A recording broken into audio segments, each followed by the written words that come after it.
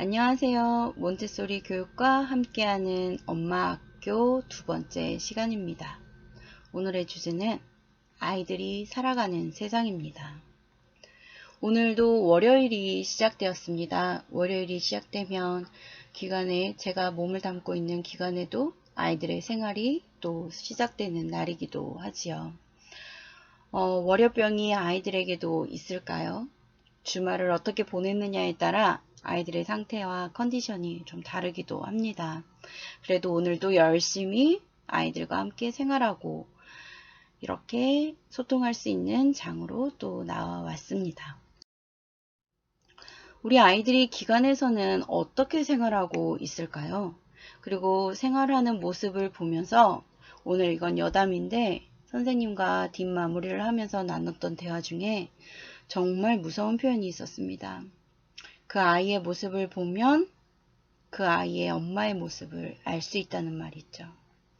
그러니까 저도 딸을 2명이나 키우고 있는데 저희 딸이 밖에 나가서 생활하는 모습을 보면 그 엄마의 그 딸이라는 소리를 들을 수가 있겠죠. 아이가 어떤 모습으로 사회생활을 하고 있을까요? 그 아이를 통해서 엄마들의 모습이 비춰지고 또 사회는 항상 누군가가 지켜보고 있단 말이에요. 내 아이의 모습이 곧 나라고 인식되고 있다고 생각하시면 정말 과언이 아닐 겁니다. 기관에서는 수많은 일들이 벌어지고 있는데 그 중에서 가장 돋보이는 부분들이 기본 생활이에요. 그러니까 기본 생활을 얼마나 잘하고 있느냐 못하고 있느냐에 따라서 정말 뭐 공부를 잘하고 말을 잘하고 발표를 잘하고 이런 걸 다 떠나서 기본 생활을 어떻게 하고 있느냐에 따라서 그 아이의 모습이 결정이 됩니다. 스스로 뭔가를 선택할 수 있는 아이가 있어요. 뭐 만약에 물을 먹다가 물을 엎질렀어요. 그럼 이 아이가 스스로 생각하는 거예요. 걸레를 가지고 와서 닦아야지. 그런데 스스로 선택을 할 수 없는 아이도 있어요. 선생님 목말라요. 물 마셔도 돼요? 이렇게 꼭 묻고 움직이는 아이들이 있어요. 선생님 씨 마려워요. 화장실 다녀와도 돼요? 이렇게 묻고 가는 아이들이 있어요. 그런데 또 어떤 아이들은 스스로 쉬가 마려우면 화장실을 가서 볼일을 보고 와요. 선생님이 대하기에는 어떤 아이가 더 편할까요? 우리 아이들이 어떻게 생활하고 있는지 궁금하시죠? 그리고 아까 말한 것처럼 물을 쏟았어요. 그런데 어떤 아이는 마른 걸레를 들고 와서 물을 닦아요. 물론 모든 아이들에게 몬테소리는 기본적으로 어떻게 해야 되는지를 안내를 합니다. 그런데 어떤 아이는 선생님이 안내한 대로 실천을 하는가 하면 어떤 아이는 안내를 해도 그 상황이 되었을 때는 당황하면서 울거나 짜증을 부리거나 오히려 물을 엎질러 놓고 본인이 화를 내는 경우도 있어요. 아니면 울어버려서 선생님이 뒷수습을 하게끔 만드는 아이도 있고요. 그러니까 그 정도로 문제 해결력을 얼마나 가지고 있느냐가 또 판가름이 나겠죠. 그 다음에 무엇보다도 엄마들이 고민하고 걱정하는 친구 관계예요. 정말 놀라운 것은 저희 기관에는 4세부터 7세까지 있는데 4세도 그렇고 5세도 그렇고 6세, 7세도 모두가 다 친구들과 관계를 맺어감에 있어서 그 아이의 성품이나 인격이나 그리고 그러한 것이 각자에게 다 비춰져서 친구와의 관계를 만들어 갑니다. 그런데 물론 저는 신앙생활을 하고 있으니 신앙생활에 있어서 인성교육이 너무나도 좋게 적용이 되고 있는데 뭐 이렇다 할 기준이 없는 기관에서는 말빨센 아이의 말을 들어주기가 쉽죠. 아니면 울어버리는 아이를 친구들이 피한다든지 아니면 짜증으로 일관하고 다툼으로 일관하는 아이들을 친구들이 피한다든지 이런 일은 정말 비일비재합니다. 그래서 혼자 노는 경우도 있고 생각이 있는 선생님들은 그런 관계들을 보면 어떻게든 풀어주고 해결해주고 안내해 주려고 노력을 하지만 그렇지 않은 기관에서는 정말 슬픈 현실이지만 선생님의 성품도 많이 좌지우지가 됩니다. 그래서 이런 기본적인 모든 것들이 기관에서 벌어지고 있습니다. 물론 아이의 사생활이니 엄마들이 알기는 더 어렵죠. 그리고 요즘 아이들은 가리는 음식이 너무 많아요. 그리고 스스로 포크와 숟가락을 들고 식사를 할 수 없는 아이도 있습니다. 그리고 먹기 싫은 거는 절대로 안 먹는 아이도 있어요. 그리고 정말 밥을 천천히 먹는 아이도 있고, 그리고 밥만 먹는 아이도 있습니다. 정말 놀라우리만큼 기관에서는 다양한 서프라이즈 일들이 벌어지고 있습니다. 자기 물건을 너무나도 잘 챙기는 아이가 있는가 하면 늘 자기 물건을 잃어버리는 아이들이 있습니다.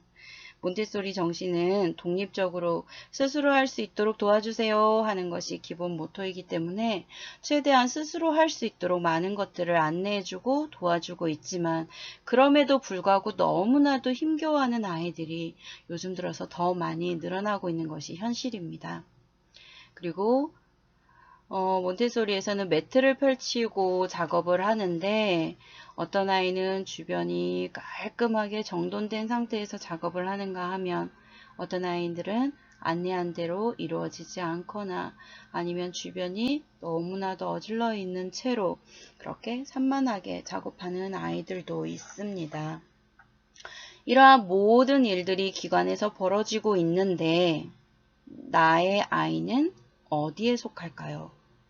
그리고 모두가 똑같이 태어났는데 왜 누구는 잘하고 누구는 못하고, 누구는 기본 생활이 뛰어나고 누구는 자기 것 하나 챙길 수 없는 아이가 되는 이런 일들이 왜 벌어질까요? 제가 지난 시간에 얘기했던 것처럼 발달에 대해서 살펴보기로 했는데, 오늘은 그거에 먼저 앞서서 민감기에 대해서 살펴보도록 하겠습니다. 몬테소리 하면 가장 먼저 언급하는 것이 민감기입니다. 그것은 어린이의 비밀이라고도 할 수 있는데, 그 시기가 되면 나타나는, 그리고 나타나는데 특별히 민감한 상태로 나타나는 거예요. 쉽게 표현하면 그 동작을 미친 듯이 하는 겁니다. 정말 뭐에 홀린 것처럼 그걸 반복하고 있는 거예요. 그래서 그 정도로 지적 흡수력이 왕성한 시기라고 볼 수 있습니다. 근데 그 시기가 됐을 때 그것이 나타났다가 그러한 특수한 민감성들은 일시적인 특성을 지니고 그것이 어느 정도 이루어지면 사라져요. 그래서 아이들의 모든 발달은 불가역성이라고 보고 있는데 돌아갈 수가 없는 거예요. 그래서 많은 사람들이 얘기하죠. 0세부터 3세까지가 너무나도 중요하다고, 그리고 0세부터 6세까지가 너무나도 중요하다고 우리는 다 알고 있습니다. 근데 그것이 왜 중요하냐? 다음과 같은 민감기의 도표, 연령에 따른 민감기의 도표를 보면서 살펴볼 수가 있는데, 자, 0세에서 6세까지가 있어요. 흡수 정신의 민감기가 있고 언어의 민감기가 있고 이렇게 쭉 보이시죠? 보이시는데 하나하나 다 설명하자면 시간이 너무나도 오래 걸릴 것 같고, 오늘은 전체적인 숲을 바라보고 앞으로 구체적으로 하나하나씩 살펴볼 텐데, 예를 들면 이런 거예요. 자, 쓰기의 민감기는 3세부터 시작해서 5세에 나타나죠. 근데 만약에 이 시기가 아닌 뭐 6세나 7세가 됐을 때 한글을 떼는 아이들이 있어요. 그러면 이 아이는 너무나도 쓰는 걸 어려워합니다. 왜냐하면 쓰기의 민감기 때 쓰기가 먼저 나타나는데 그것을 그냥 엄마가 여유가 없어서든지 바빠서든지 그냥 지나쳐 버렸기 때문에, 이 아이는 그 민감기에 했다면 너무나도 신나고 재밌게 할 수 있을 텐데 그 민감기에 하지 못함으로 인해서 너무나도 어렵게 하는 거예요. 그래서 정말 힘들어하면서 고통스러워하면서 쓰기를 하곤 합니다. 그리고 질서의 민감기는 0세부터 6세까지 쫙 나타나는데, 가장 두드러진 질서라면 그런 거예요. 항상 신발은 신발장이 있어야 하는 거. 그런 경험 해보셨죠? 자녀분들을 키우면서 이 아이가 항상 그 물건은 그 자리에 있어야 되는데 엄마가 그냥 오늘만 융통성을 발휘해서 다른 곳에 놓았다. 신발은 신발장에 있어야 되는데 그냥 베란다에 그냥 들고 와서 놓았다. 그럼 그 아이는 울고불고 난리가 나는 겁니다. 왜냐면 신발은 신발장에 있어야 되거든요. 그리고 신발은 항상 자기가 벗어서 찍찍이를 붙이거나 아니면 신발을 바르게 해서 자기 스스로 신발장에 넣고 싶은데 엄마가 후다닥 벗겨버리고 엄마가 원하는 장소에 그냥 놔버렸다. 그럼 그 아이는 집으로 들어오지도 않고 계속해서 우는 거예요. 그러니까 이런 당황하는 경험들 한 번쯤은 다 해보셨죠. 근데 이러한 민감기에 그 시기에 벌어지는 일들이라는 걸 안다면 엄마들이 좀 더 지혜롭게 대처할 수가 있을 겁니다. 나중에 이 민감기는 하나하나 더 구체적으로 살펴볼 수 있는 기회가 있을 겁니다. 그리고 인간 발달 과정을 몬테소리에서는 4단계로 보고 있습니다. 4단계로 보고 있는데 먼저 0세부터 3세까지는 무의식적인 단계예요. 그리고 3세부터 6세는 의식적인 단계라고 볼 수 있습니다. 그런데 처음 보시면 자 여기에 보이시죠? 0세부터 6세까지 1단계, 6세부터 12세까지 2단계 아동기죠. 그리고 0세부터 6세까지는 유아기예요. 그리고 12세부터 18세까지는 청소년기, 18세부터 24세는 성숙기입니다. 자, 0세부터 6세까지를 보시면 0세에서 3세까지 만들어진 모습으로 3세부터 6세까지 또 계속해서 이루어집니다. 그리고 6세부터 9세까지 또 폭발적으로 만들어진 모습으로 9세부터 12세까지를 좀 안정적으로 살아가는 거죠. 그런 식으로 꼭지점을 찍게 됩니다. 그래서 12세, 15세에 또 폭발적으로 다른 아이가 나타나는 거예요. 그리고 그렇게 만들어진 모습으로 15세에서 18세까지를 살아가고 18세에서 21세 또 다른 아이가 나타납니다. 그리고 그렇게 만들어진 모습으로 21세부터 24세를 살아간다고 보시면 됩니다. 1단계에서는 자기 자신과의 경험이나 세상과 소통해 가면서 정말 본능적으로 세상을 살아가고 알아가면서 인격이라는 것을 만들어 가는데 여기를 좀 중점적으로 살펴보자면 0세부터 3세까지는 아까 제가 언급한 것처럼 무의식적인 단계라고 했어요. 무의식적인 단계다 그러면 어렵죠. 결국은 이 말이라는 게 나타나기 전에 정말 무의식적으로 흡수해 버리는 거예요. 그래서 흡수정신이라고도 표현을 하는데 엄마의 목소리, 엄마의 억양, 엄마의 톤, 엄마의 말투, 모든 환경들 그리고 엄마의 습관 이런 것이 엄마 자체가 환경이 되는 거예요. 그래서 그 모든 것들을 다 흡수해요. 그리고 그동안 그 기간 동안 모방하고 운동하고 손끝으로 작업을 해가면서 조작적인 놀이를 해가면서 그러면서 모든 것들을 익혀가는 겁니다.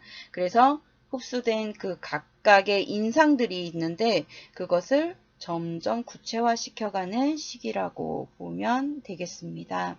그리고 3세부터 6세까지는 이제 언어가 자유자재로 늘어나면서 본인이 선택을 하는 거예요. 의식적으로 선택할 수 있어요.